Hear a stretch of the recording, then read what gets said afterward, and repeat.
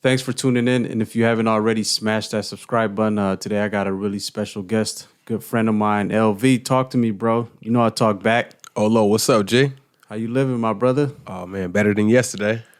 That's what it is, man. And to the left side of me, my co-host, he goes by the name Paycheck. Paycheck, you know what's up? Let them know why they call you Paycheck. Fraud.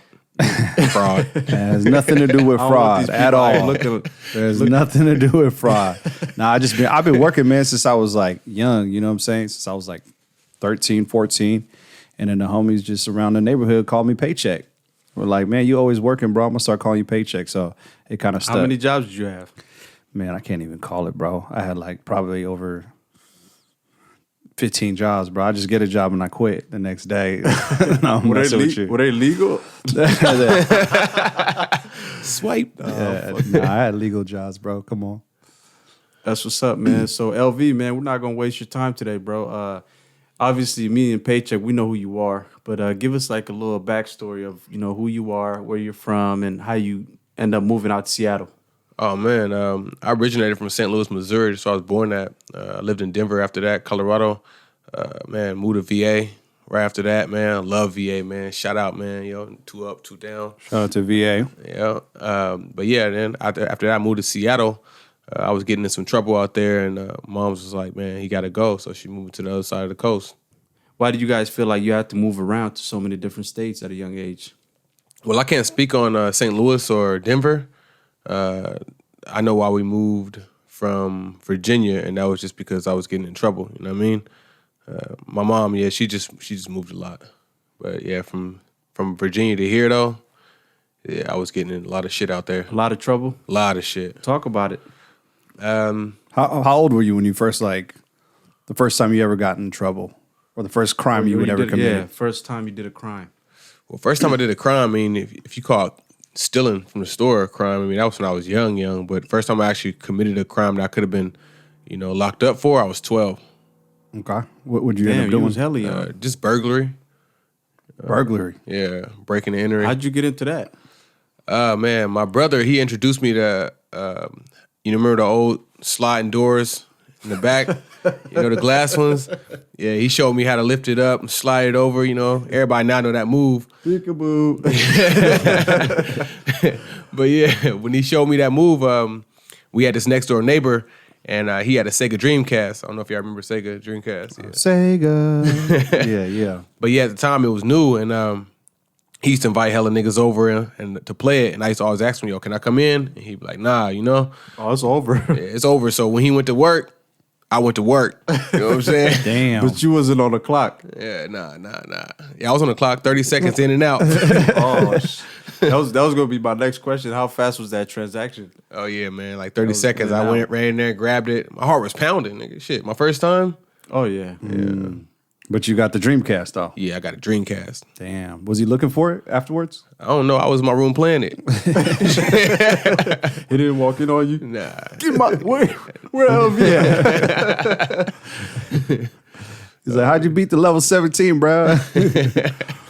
That's crazy. And then, so you obviously got away with that one. Yeah, and then I actually pulled a lot more around the same neighborhood and different surrounding neighborhoods, and even got some of my homeboys involved in on it at the time. So you just putting niggas on. Yeah, actually, we had got caught for one of them. I still remember the story. It was crazy as hell. Me and my homeboy Ja, Marcus, and a few of the rest of us. Ooh, I'm putting names out there. Excuse me. No last names, though. But look, but yeah. So we actually hit the one crib, and when we went inside, it was hella hard to get in there. I finally found a way in, and when we left out of there, we had got hella shit. And when we was walking away, I was like, yeah, nigga, I did that, I got in there. And my homeboy Marcus was like, yeah, make sure you tell the police that when they get here. You snitched on yourself. I was like, shit. Damn. So yeah, lesson learned that one. And is that all you did? Like just rob? Yeah, at that age, I was just robbing, and when I got in that trouble for that, they was looking into the more breaking and entries that happened around the way, and then so they came to my house looking for me, and my mom had sent me back to Colorado to stay with my sister. So your mom knew that you were the one that was breaking and entering. Oh hell yeah. Like she just saw a bunch of stuff in the house or something, and she was like, "That's my son." Well, they kept asking me where I was getting the stuff Like, from. you so precious, boy. She's like, "Mama, here's a Christmas gift." And they kept asking where I kept getting the stuff from, and I was like, "Oh, there's a place, Cash Converters. It was like a pawn shop, and they used to actually throw stuff away. And sometimes I would grab like speakers and shit that would sit on the side, Right. But yeah, I was just using that excuse that I was getting it from there, but I wasn't though. And so she knew that was you basically. She was she like, knew. "You got to get out. We got to get him out of here." Yeah, so she put me on the Greyhound Wow, by yourself. by myself. How old were you? 12 Damn, bro. 12 on the Greyhound. You was young. Yeah. No remorse. She's like, you can get it out in these streets. You can be alone on the bus. She's like, "He stole the bus."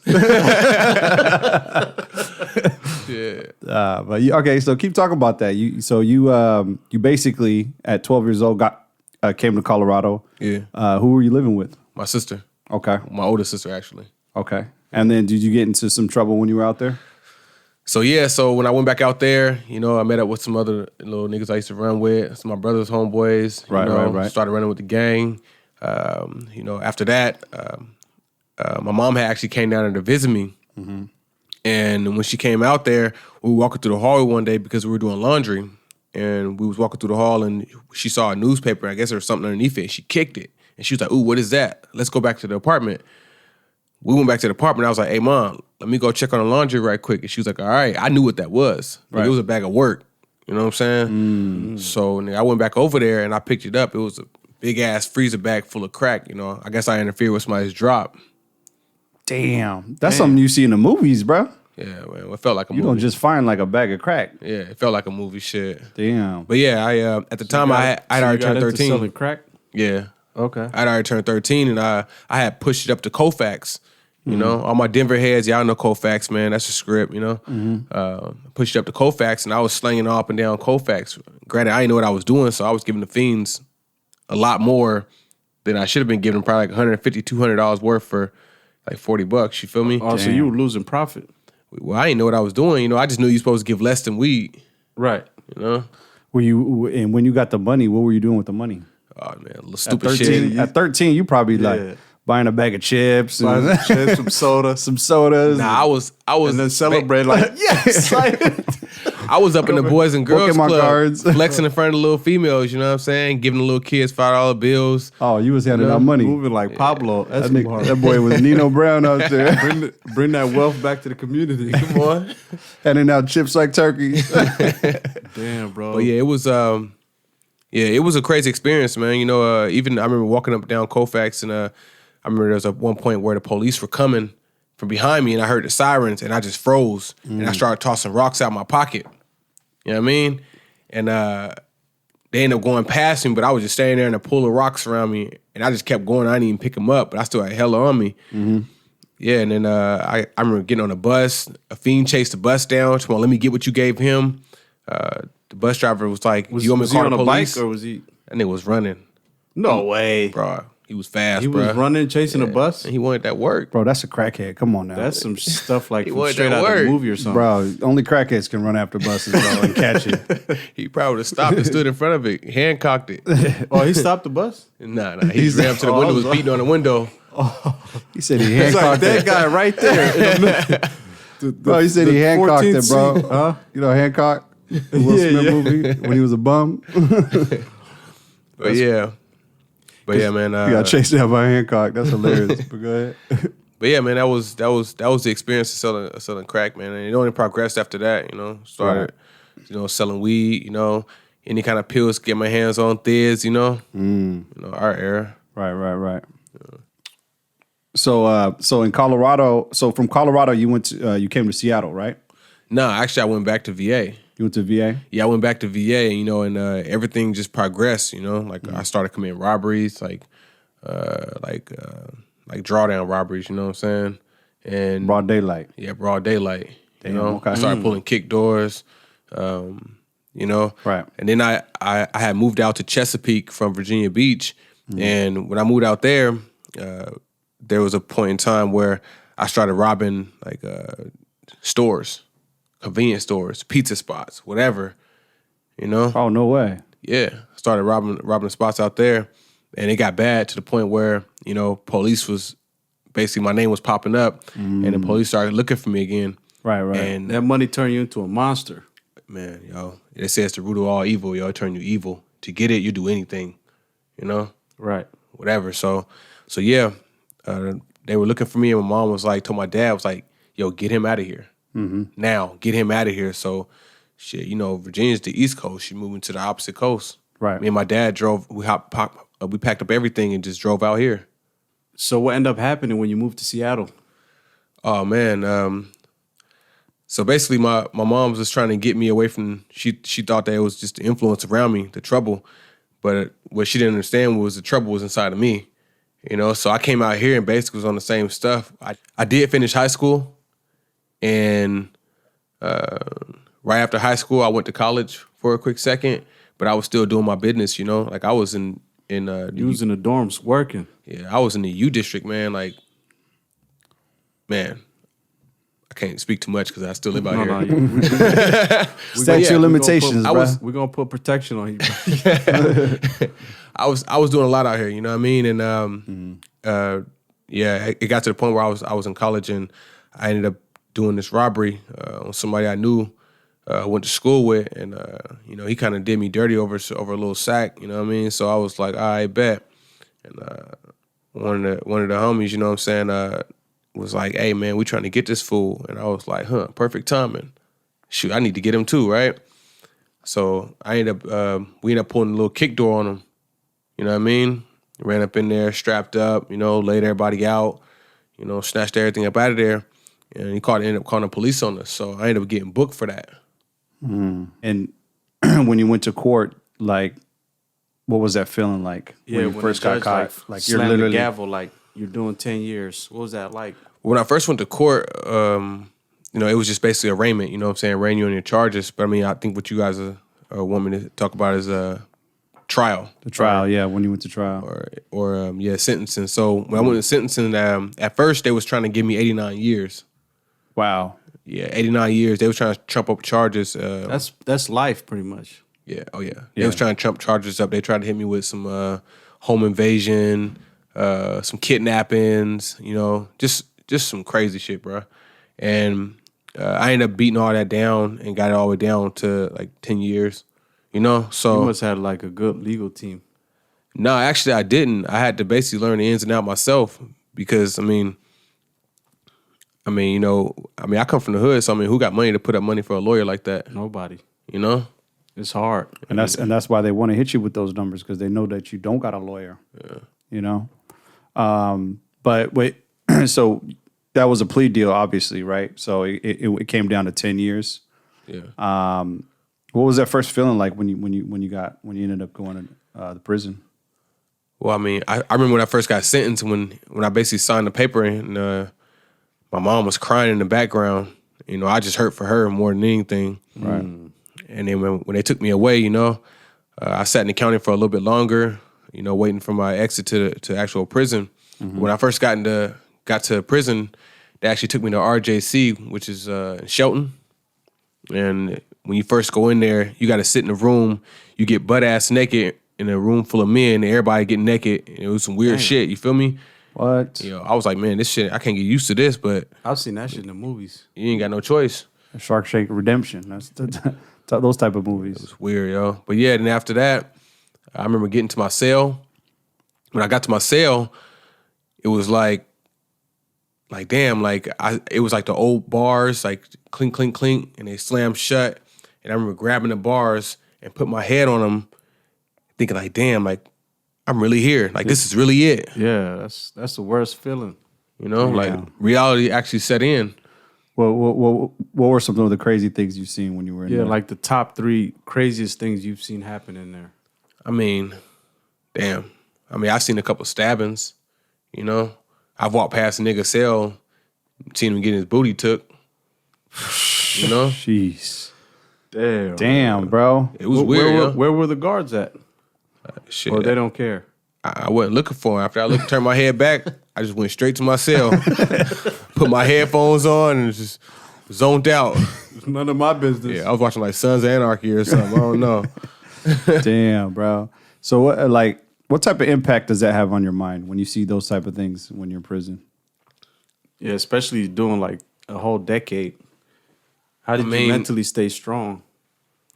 I mean, the impact all that stuff has on you, like you basically, like, you know, they say in there, only strong survive.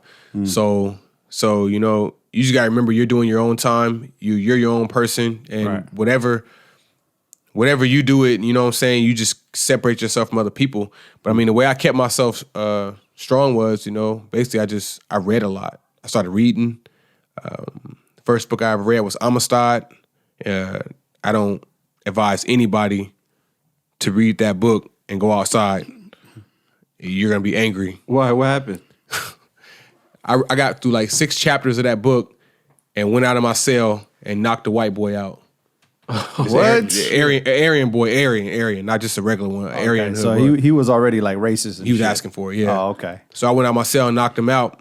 And I finished the book, but I didn't read no more books like that after that because I realized that whatever I was putting into my mind, it was coming out of it. After that, I started reading any kind of self-help books, you know, any kind of books on like expanding the memory in the brain, law of attraction books, you know, anything that's just going to help further me along mentally, help build me, help elevate me, you know, Right. Make me a stronger, better person. Right. You know, also I was reading my Bible, you know, I was getting right with God, you know, Right. You know, exercising my spirit, you know, getting stronger. And also my body at the same time. I stay working out, you know, stay hooping, you know what I mean? So basically I was just doing my time. Cause in there they got a saying like, do your time, let the time do you. You know, if you're in there stressing, you know what I'm saying, getting involved in prison politics and stupid stuff, then your time is doing you. If you're in there and you're reading and you know what I'm saying, and working out and just doing your daily things and just focus on yourself, just, you know, keeping yourself strong and mentally healthy, then you're doing your time. That's the most important thing to remember in there. Speak on the prison industrial system. I know like right now, certain content out there are promoting like, you know, going to jail is cool. That's the narrative. Like going to prison is cool. Speak on that, and then also speak on like how the system operates, because you know obviously you did a 10-year bid, and so you kind of seen like what happens behind closed doors. Man, first off, I could lead off with anybody thinking about even going to prison. Remember this much. Everybody you love pretty much is going to turn their back on you. You know, when you're out of sight, out of mind, nobody helps you out. People don't really come see you because prisons are far out, you know.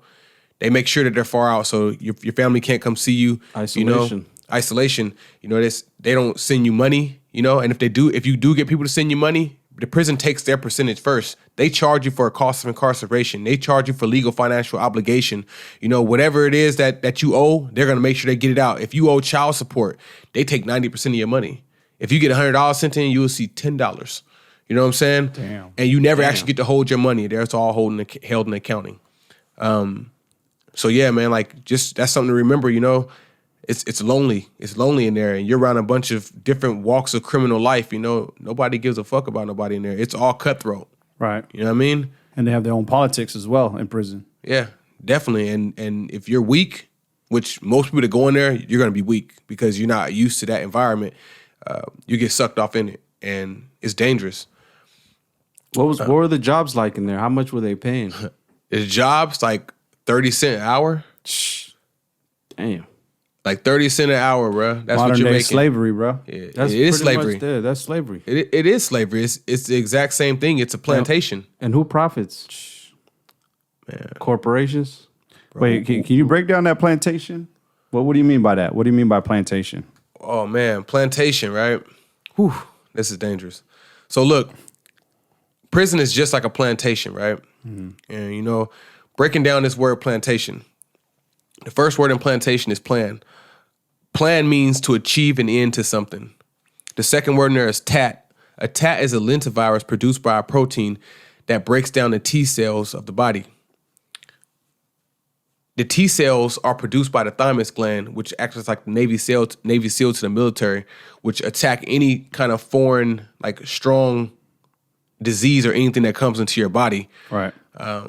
an ion, of course, is an atom that produces a positive or a negative charge, which is the same thing as energy. Mm-hmm. So in prison, their mission is to break you down. Prison is a place of filth. Even the water, there's rust running through the pipes at all times. You know, you don't even know what they're putting inside your food. It could be putting anything in there. You know, right? And the lights in the rooms, they never go off. Like even at nighttime when they say lights out, they dim the lights a little bit, but they never go off. And if anybody understands energy, we know what that does to your energy field. You know, right. So their whole mission is it's the same thing as plantation. They're meant to break you down in every way possible. Right. You know, they're robbing you of your energy at all costs. You know, they're breaking down your health at the same time, you know, and the whole thing is a plan. It's a plan to achieve an end to you. Jeez. Damn, that's some crazy shit right there, bro. That was crazy. You just broke that down. Yeah. So prison, man, is not. It's nothing cool. You know, I know you see the guys in there walking tough, hard, all that. You know, that's just the light you see on TV. You know, because people they never want to show you promoting it. Yeah, it's promotion. They never want to show you the bad side of everything. They always want to make it look like, oh, everything is good, but it's not. I sat in there for a long time, and let me tell you, it was not a cakewalk, you know? This episode is brought to you by Watson Chiropractic. If you live in the SeaTac, Tequila, Des Moines area, recently got into a car accident, or even injured at work, check them out. They're located off of 160th and Pack Highway. Some of the services are cold laser therapy, massage therapy, and many more. They have a friendly staff and a wonderful medical team. Their physical address is 16005 International Boulevard, Unit A, SeaTac, Washington, 98188. And by the way, once those gates close, all that gangster stuff, you know, that I'm a shooter, I'm a killer, I'll do this. None of that exists anymore. You know what I mean? You don't. There's rules in place now. Yeah. You gotta abide by the rules. Yeah. And if you don't, guess what happens? Yeah, if you're a shooter on the street, you better have hands in there. Cause man, them niggas like to fight. You know what I mean? Oh yeah. And it's too much testosterone in one area, in one place. Mm-hmm. Yeah, man. And like you said, man, like yeah, they got places for you too in violence. You know, there's times I sat in a hole for over 3 months before, you know, and it's complete isolation. You don't talk to nobody. I mean, you could yell down the halls. Crazy, just to even think about it, bro. Being in a hole in a dark room for days. Technically, the hole is not as portrayed as it is on TV. Like it's actually a regular cell. Right. But you're just in there by yourself. You're isolated from everybody. You know? Like, you know what happens to a person when they're isolated from other humans? Isolation kills. Yeah. It kills your brain. You know, it makes you clam up, like, you know, sink inside yourself, you know, too much. You know, when you're stuck inside your own head, like we all know what overthinking does to us, and you know. Right. It kind of just shuts you down, you stop moving. So isolation is basically to break down the human mind. Wow. Yeah, to isolate you just to. Damn, bro. That's crazy, man. Take your energy, isolate you. Yeah. The whole idea of rehabilitation. I mean, what do you think of that, LV? Rehabilitation? Yeah. I don't think prison is to rehabilitate you at all. What do you think it is? It's to destroy you. It's to completely achieve an end to you. Like that, they want to end you completely. And you know, if you do make it out, you know, you're going to be so messed up that making it into society is going to be so hard. I mean, you've missed a long era of socializing. You know, that was one of the biggest things, and still is for me, to be honest. Right. Socializing with people. You know, like I'm late on a lot of the new lingo out. You know, how people are moving, just everything. Right. You know what I mean? So, right. You know, catching up with all this it's hard. You know, I mean, don't get me wrong. Like, I'm a fighter. I'm going to keep on going. I'm going to keep figuring it out. You know, I got some great brothers around me, you know, that, you know, you guys, hands down. You guys always keep me always up. Love. Right. You know, and I'm just saying, like, it's just a place to basically just ruin your life. Like, they want to make sure that when you get out, that you don't have a fighting chance in society at all. So it's a revolving door. It's a revolving door, and that's what they tell you before you leave. You'll be back. There's nothing rehabilitating about the prison system. They want you to come back because they make a lot of money. I think the guards are trained to like talk to you a certain way to mentally, you know what I'm saying, dehumanize you, basically. Exactly. Yeah. Make you less than a human being. You no longer are yourself. Yeah. So when you got out, did you have any type of post-traumatic stress, like PTSD? Well, when I first got out, it was crazy because, imagine being in a box, right? Mm-hmm. And the world is around you, and the world is still moving, but you're in this box, so you're stuck still. And when you're not moving and the world is still moving, you get left behind. They're running circles around you, basically. Okay. And then imagine getting taken out of that box and thrown right back into society, and they're like, catch up. Wow. When they're like, it's like the NASCAR and somebody's like 30 laps in front of you already. You're like, catch up. Like, there's no way. You confuse the shit. So Yeah. your mind's still the whole time when you're blocked up. Yeah. So if Your that's mind's not moving as fast. Everybody's mind is on a regular move on a consistent basis. Mine is But your stuck mind's still. yeah, and you lose. When you come out of there, it might take you a minute to realize it, but you have lost your self-identity completely. You do not know who you are anymore. No matter how much you think you are the same person, you're lost. They strip you from your identity. They strip everything from you. They strip your identity. They strip your personality. They strip everything. You're not the same person. You don't have the same fight in you. So anybody out there thinking about even entering that place, like, if you don't want to be yourself anymore, if you want to be recreated by a system designed to destroy you, then that's the perfect place for you then. Keep doing that dumb shit. So what was that transition like back into society? You know what I'm saying? Now you got to get a job. You got to find a place to stay. What was that like? I mean, it was hectic. I had my family out here, so, that was a little bit easier for me. But I mean, you got to remember, with that record on your back, like, you going to places looking for jobs, things like that. Like, nobody wants to hire you. Everybody looking at you like you're a danger to be around. Did you apply for any jobs? Actually, my pops got me a job right away. He worked construction, so he got me a job there. He knew the boss really well. It was a good friend of his. Rest in peace, by the way, man. I lost him like 2 weeks after I got out. Rest in peace to the pops, man. But yeah, I mean, I kept that job for a little minute, and then I actually fell back into the street again a little bit. Talk about that. Well, I mean, I had this partner of mine, man, and actually we was locked up together too. And, he was offering some shit, easy money. And then, I was like, man, this 9 to 5 ain't really cutting it. So I just got back into it a little bit. He actually got booked, and that was like eye-opener for me. And I already had a daughter too. So I'm looking at my child like, damn, when I was down, like, the homies didn't have my back. Nobody sent me money. Nobody came to see me. So why would I risk it all for people who ain't about to do nothing for me? Nothing from while I'm in there. And I got my family right here who loves me, They want to see me doing good. I got a daughter right here who I can't explain, oh, daddy was doing something, for your future so I can, make money for your future. So I landed back up in here. She don't care about none of that. All she care about is your time, your energy. You know what I mean? Right. I mean, that's priceless. You can't put a price on that at all. Right. You can't put a price on the time that you're going to spend in there.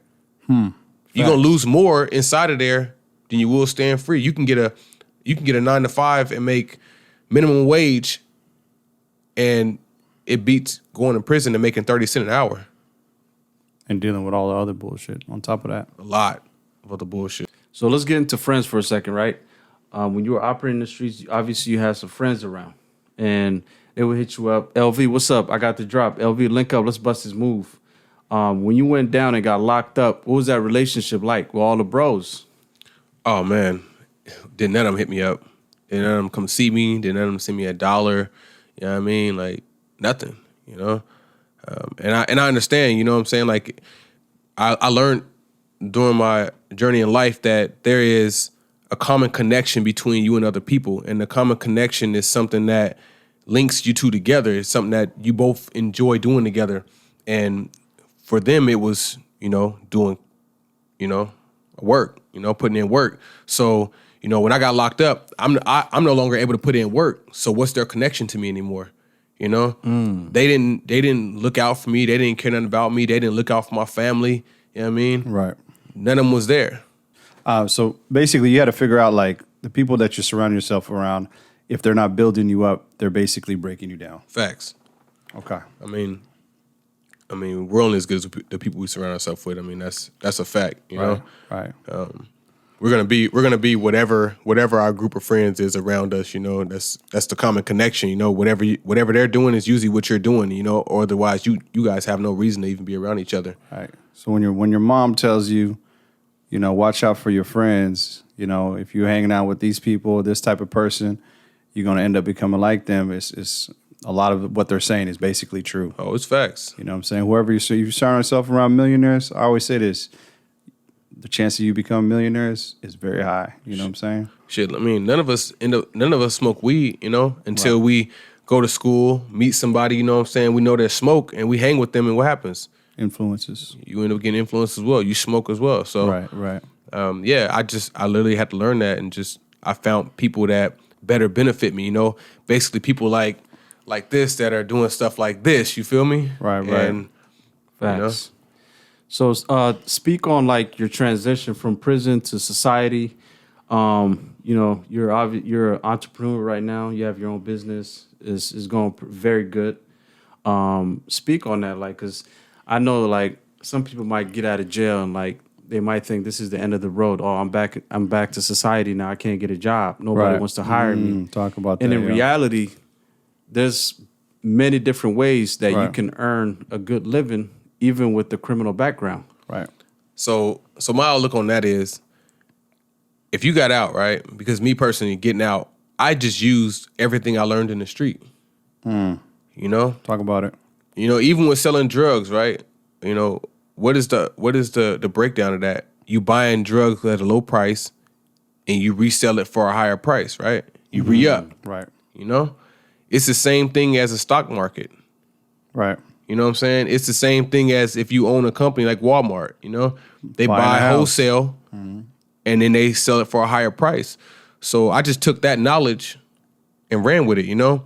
If I find a product that is marketable for a good deal, I buy it, then I sell each one individually. You break it down. Same things with a sack. You just break it down, bag it up, and resell it, Right. you know? Right. So, I mean, that's literally the game, man, you know? So LV came home.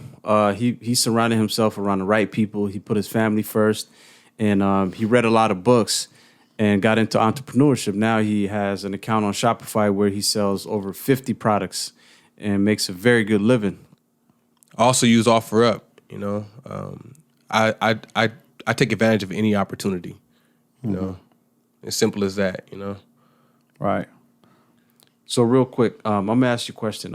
What's your advice on brothers that are, you know, they have a clean record, but they're headed down the path of incarceration and doing jail time, or you know, even going to prison? My advice to them is that it's a rabbit hole, and know that whatever you start, you're just going to go deeper into. The prison system is not a place where you can grow at. It's actually a place where you descend in life. You go lower and lower and lower. And, you know, with a record, it makes it hard for a lot of things out here, you know. It's not something that you want.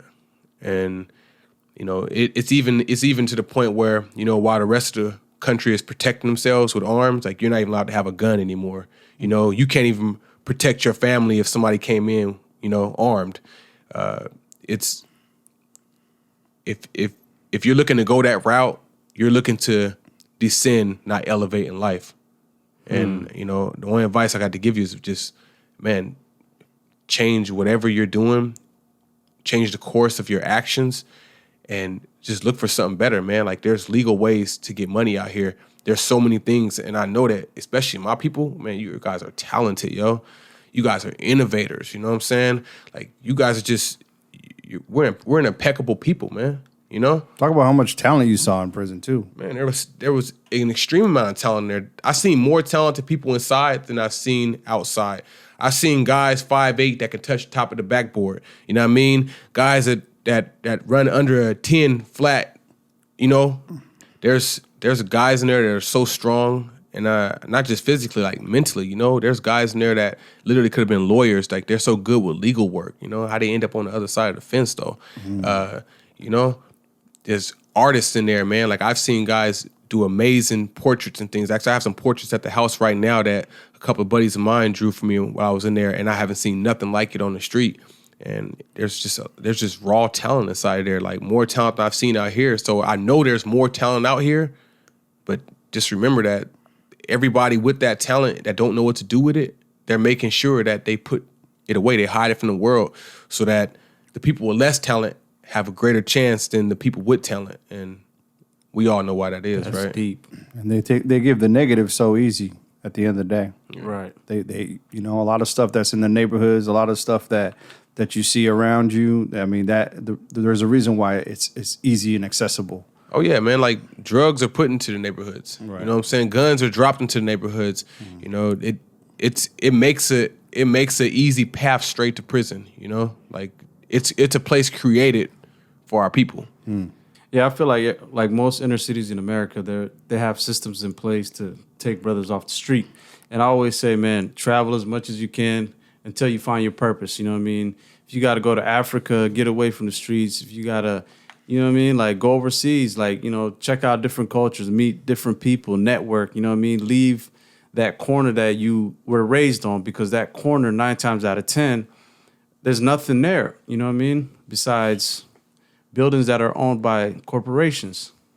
Before we get out of here, LV, what's one advice you got for like a brother who did time in prison, got out, now he's back into society, you know, a couple of homies from back in the days hitting him up like, yo, I know you just got out, you know what I mean? Let me put you back on your feet.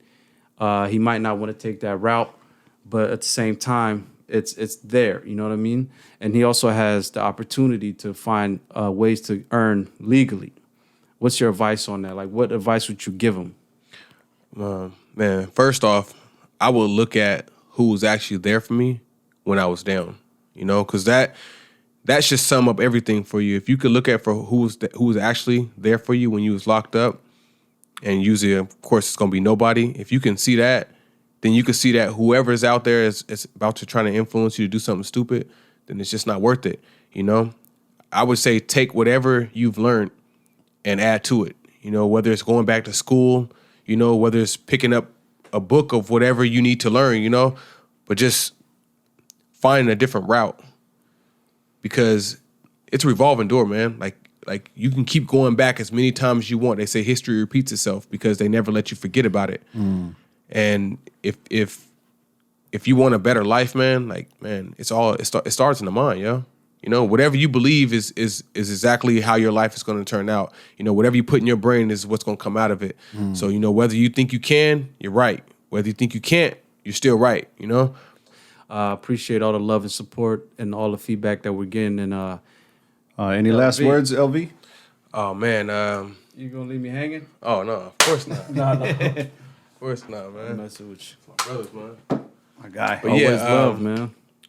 And if you haven't already, make sure you smash that subscribe button. Help us get this message across. We appreciate all the love and support and all the feedback that we've been getting, man. It's been real, my brother. LV. Come on, man. Always love, man. My guy. Any last words, LV? Yeah, man. Thanks for listening. I hope that you guys find this information valuable to you. For the youth out there, man, this is the main purpose for it, man. Find something different.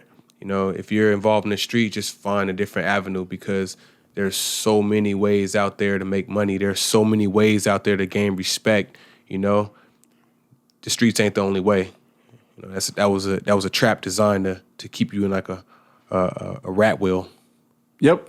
And you could do all the right things in life and still be a real guy, still be authentic, and you will get caught.